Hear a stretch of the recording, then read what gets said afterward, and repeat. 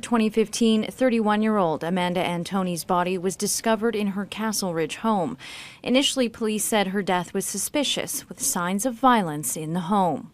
Welcome to another story unraveled. The mysterious death of Amanda Antoni. On October 26, 2015, the quiet neighborhood of Castleridge in Calgary, Alberta, was shaken by the tragic death of 31-year-old Amanda Kristy Antoni. Her husband, Lee Antoni, returned home from a weekend trip to find Amanda lifeless in their basement, surrounded by a scene that would perplex investigators and haunt her family for years to come. Amanda was known for her vivacious spirit and compassionate nature. Raised in Carstairs, Alberta, she was the youngest child of Leslie and Linda Hogg, who had adopted her when she was just 14 months old. Her brothers, Alan and Daryl, were significantly older and doted on their little sister. Amanda's love for animals was evident from a young age, often bringing home strays and caring for them.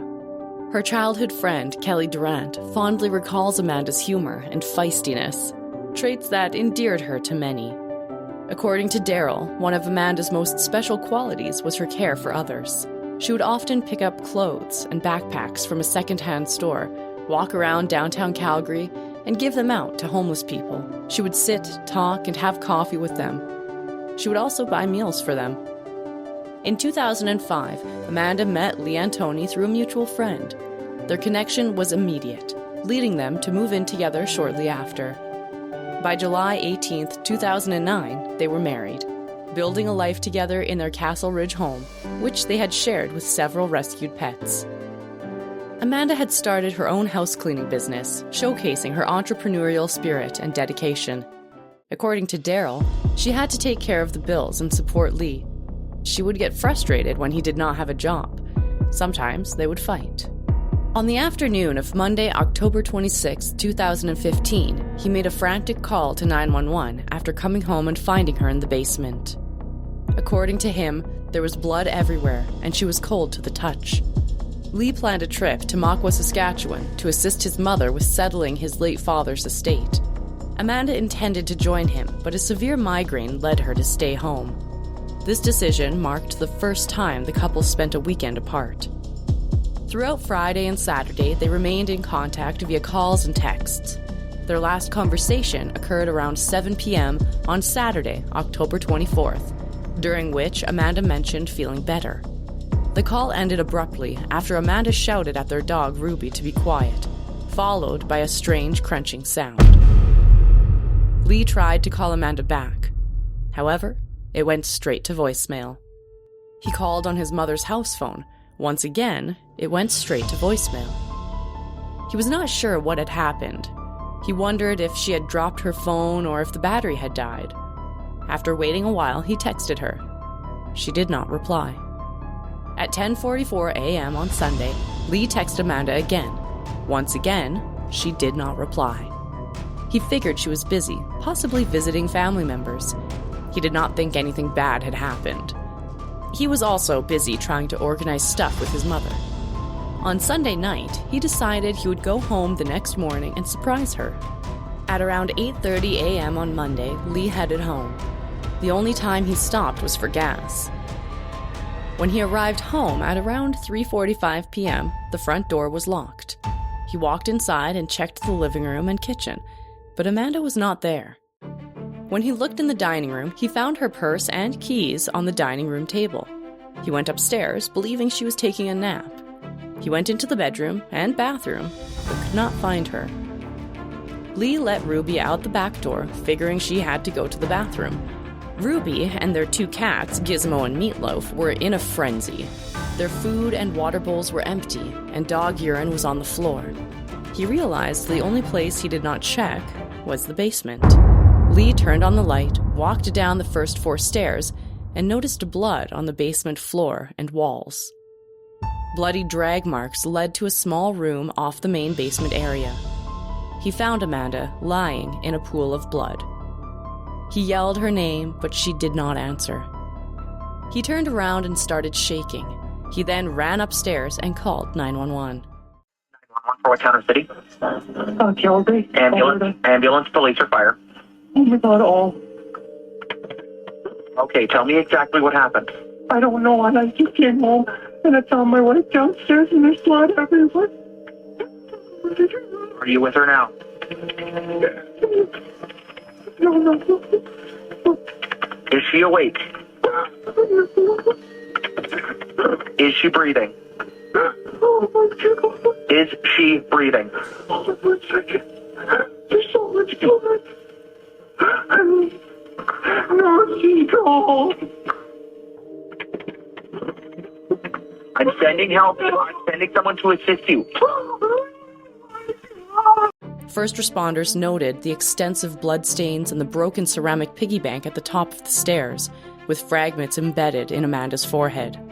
Despite the violent appearance, there were no signs of forced entry, and only Amanda's DNA was present at the scene. The autopsy revealed that she died from blunt force trauma, with her time of death estimated around 7 p.m. on October 24th, aligning with her final conversation with Lee. The perplexing evidence led investigators to consider various scenarios. The lack of defensive wounds and the position of Amanda's body suggested the possibility of an accidental fall. However, the overturned chair, broken phone, and the peculiar behavior of the pets raised questions.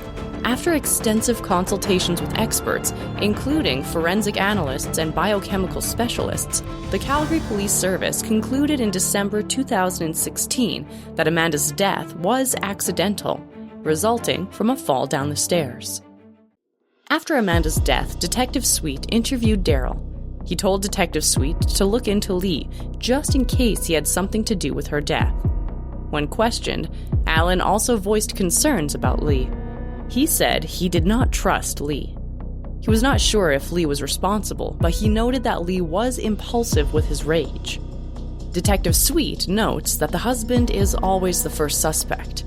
In this case, Lee was the only one who found Amanda dead, so he was central in trying to figure out what happened. 4 hours after her body was found, Lee was brought in for an interview. According to Detective Sweet, Lee presented himself as a distraught and despondent husband. The police considered the possibility that Lee may have hired someone to kill Amanda. However, they found no evidence that he was in contact with someone else or that an arrangement had been made for someone to kill Amanda while he was away. They also found no evidence of distress in the marriage. They then ruled him out as a suspect. Despite a heavy media presence, no tips from the public came in. Detective Sweet found that unusual. Then, on December 7th, 2015, 6 weeks after Amanda's death, the autopsy results came in. The cause of death was a loss of blood due to blunt force trauma. There was no trauma to her brain. There were no broken bones, aside from her right orbital bone. The autopsy report surprised Detective Sweet. He thought they would have found skull fractures. However, none were found. She did have bruises on her elbows, knees, and hips. Toxicology tests showed signs of cannabis in her system. Lee had said she may have used cannabis for her migraine. However, it is not known how intoxicating the cannabis was. At that point in the investigation, the police were anxious to get results from the lab. Detective Sweet hoped it would identify a suspect. However, when the results came in, it revealed that the DNA, including the passive drip stains, belonged to Amanda. Based on the violent scene, Sergeant Arns had expected that the stains were from her killer. She was shocked to find out that it was all Amanda's DNA. The police found no evidence that anyone other than Amanda had been in the basement. Fingerprints, palm prints, and footprints collected from the basement belonged to her. No evidence of sexual assault was found either. Linda does not believe Amanda's death was an accident. For Lee, what he saw in the basement does not add up to a fall. When Sergeant Arns heard that it might have been an accident, she could not believe it. She felt that Amanda had been beaten and had too many marks on her. She had attended many accident scenes, but has never seen that amount of blood. Alan does not think Amanda's death was an accident. He points to Ruby barking and the overturned chair. He believes someone pushed her down the stairs.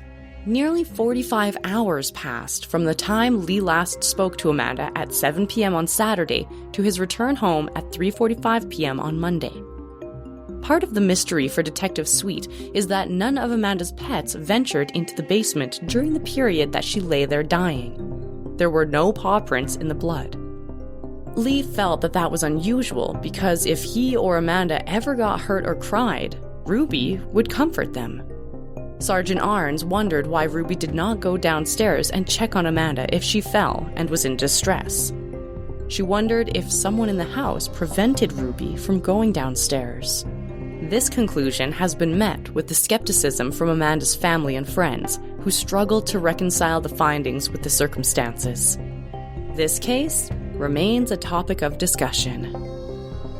If you enjoyed this video, please give it a thumbs up, like, and share. Comment below what you would want to hear about next. Thanks for watching. Don't forget to hit that subscribe button for more.